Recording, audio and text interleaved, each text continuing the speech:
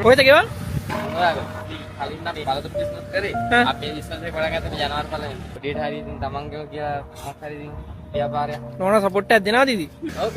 අපේ මාසෙ නා යක් හදාගෙන සමානයක් ඇමරිකල නෑ. ස්ථාවරයකට ආවට පස්සේ වෙඩින් එකක් ගන්නවා. ෆෝන් එක නැතුණා ඉතින්. ෆෝන් එක පික්නික් එක තමයි මං ගියේ. පික්නික් එකේ මතක වෙලා. පොලිසිය එකක් දැම්මා. නෝන පොල් රොඩි කියන්නේ ඉතින් උගමස් එක ගන්න පුළුවන්. උගමස් මං කන්නේ කියන ඉඳලා මිනිස් ටිකක් ගත්තා. කො ප්ලෙන්ටි රහයිද? අපි ගෑන්ටත් බෑ මේ මතන්. අපේ මහන්සි වෙන්න ඕන අතට කස්ටමර්ට උපරිම සර්විස් එක දෙන්න ඕනේ. අද ඔයා කැමති දෙයක් ඉල්ලන්න මම ඔයාලට ගෙනල්ලා දෙනවා. මොනවාද ඕනේ? ෆෝන් එකක් නැති වුණානේ නේ. ඔව් මට ඔයාලට ඒක තමයි කියන්නේ නැති. ෆෝන් එක දෝන කඩේ දිනු කරගන්න සල්ලි දෝන.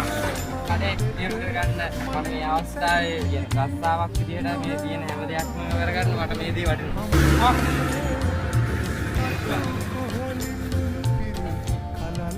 එකක් තියන්න.